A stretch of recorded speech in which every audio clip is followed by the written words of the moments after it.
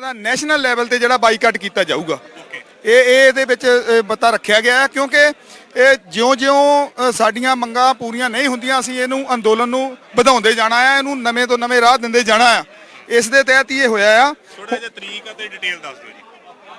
ਉਹ ਤਾਂ JIO sim ਤੇ ਇਹ ਤੋਂ ਅਸੀਂ ਕੱਲ ਤੋਂ ਹੀ ਕਰ ਦਿੱਤਾ ਆ। ਮਤਲਬ ਆਪਣੇ ਲੈਵਲ ਤੇ ਸਾਰੇ ਜਿੰਨੇ ਵੀ ਵੱਖ-ਵੱਖ ਸੂਬਿਆਂ ਦੇ ਜਿੰਨੇ ਵੀ ਸਾਡੇ ਹੈਗੇ ਆ ਭਰਾ ਭੈਣ ਉਹ ਕਰ ਸਕਦੇ ਜਦੋਂ ਵੀ ਹੋਣ, ਉਹ ਅੱਜ ਤੋਂ ਹੀ ਐਲਾਨ ਕਰ ਦਿੱਤਾ ਆ।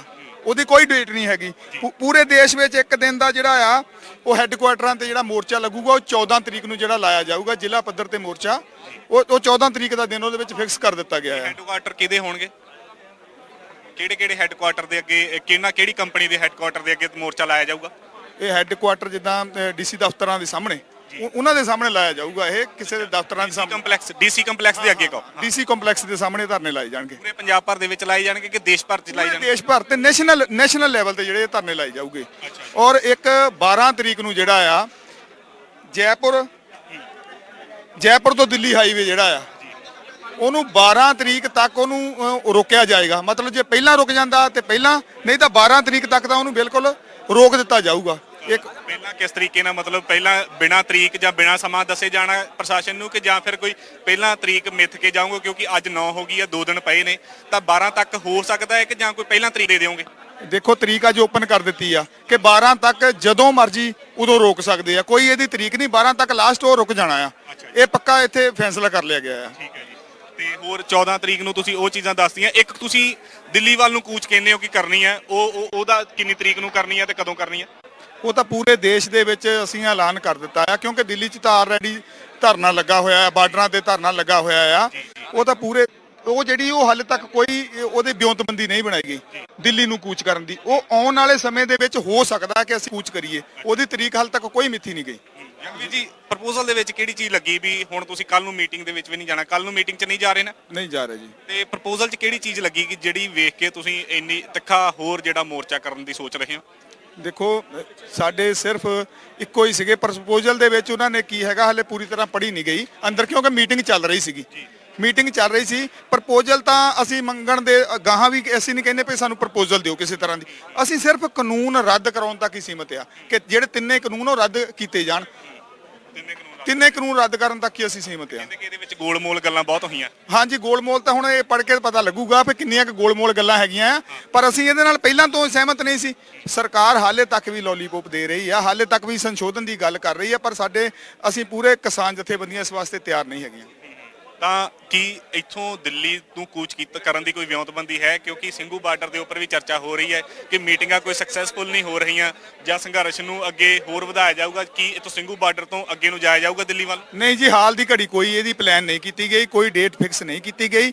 ਆ ਜਿਹੜੀਆਂ ਤੁਹਾਨੂੰ ਦੱਸੇ ਆ ਅਸੀਂ ਜੋ ਪੂਰੇ ਨੈਸ਼ਨਲ ਲੈਵਲ ਤੇ ਅਸੀਂ ਜਿਹੜੇ ਅਡਾਨੀਆਂ ਬਾਨੀਆਂ ਦੇ ਘਰਾਓ ਕਰਨੇ ਆ, ਰੋਡ ਬੰਦ ਕਰਨੇ ਆ, ਧਰਨੇ ਲਾਉਣੇ ਆ, ਇਹ ਨੈਸ਼ਨਲ ਲੈਵਲ ਤੇ ਕਰਨੇ ਆ ਕਿਉਂਕਿ ਇਹਨੂੰ ਹੋਰ ਅਸੀਂ ਨਵਾਂ ਜਿਹੜਾ ਆ ਰੂਪ ਦੇਣਾ ਆ ਇਸ ਅੰਦੋਲਨ ਨੂੰ।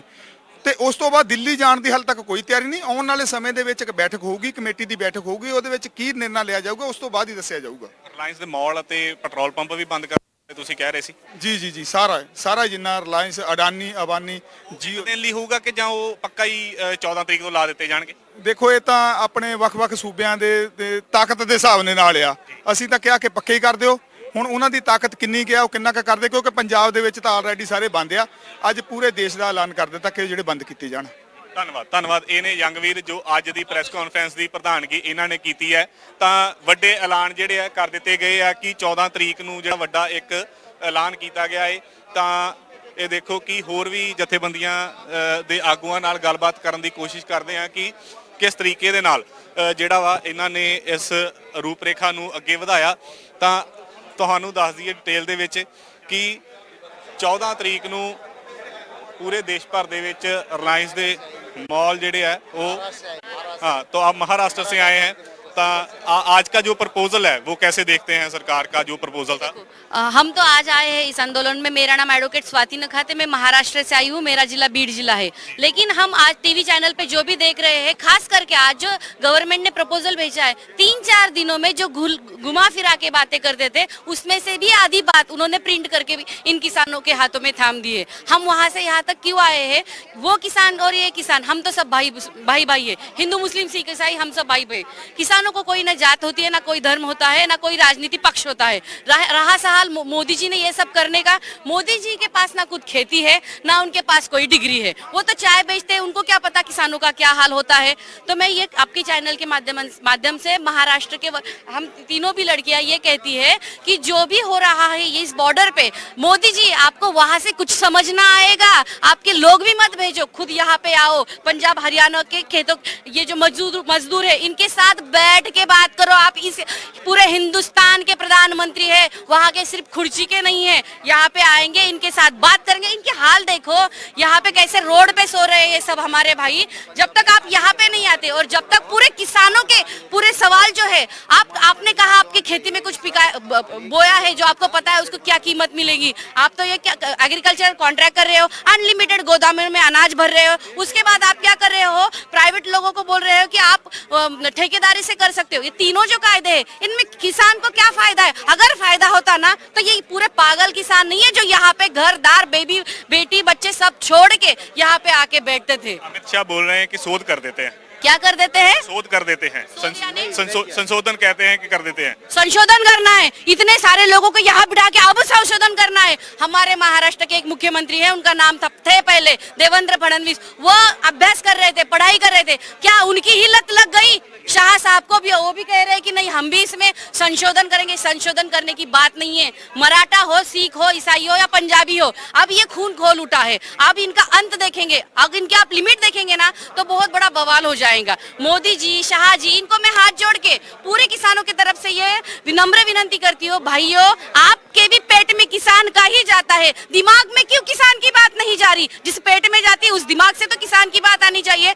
तीन ही सवाल है ना, करते समय आपने इतनी कमेटी इकट्ठा करके 2 मिनट में करते हो, 2 दिन में तो सॉल्व करो, 2 दिन में सॉल्व करो, 2 मिनट में आपने पास करवा दिया। अगर इतने लाखों के लोगों से घरदार छोड़ के किसान यहाँ पे बैठता है तो कुछ तो सोचना चाहिए वो दोनों ने, कि दोनों के हिसाब से पूरा हिंदुस्तान नहीं चलेगा। और ऐसा होगा तो फिर इधर बहुत बड़ा बवाल हो जाएगा। आप क्या कहना चाहते हैं? महाराष्ट्र से आए हैं आप। ये जो आंदोलन चल रहा है ये सिर्फ पंजाब का नहीं है, पूरे देश के जो किसानों है ना उन किसानों के लिए आंदोलन है। यस तो मैं अभी बात कर रही हूँ कि ये अभी आज की नहीं है। मेरा नाम पूजा है, तो मैं महाराष्ट्र से आई हूँ, आज की बात नहीं है। पिछले कुछ दिनों से बीजेपी होगा, आईटी सेल होगा और भाजपा के जो भक्त हैं वो हमारे किसान आंदोलन करता, उन्हें समर्थन देने वाले जो लोग हैं उनकी बेखमाल बदनामी कर रहे हैं और आंदोलन दड़पने का प्रयत्न कर रहे हैं। उनको मैं एक बात कहना चाहती हूँ, देखो आपके घर में जो 2 टाइम की रोटी जाती है वो किसान के खून से पीड़ित होते।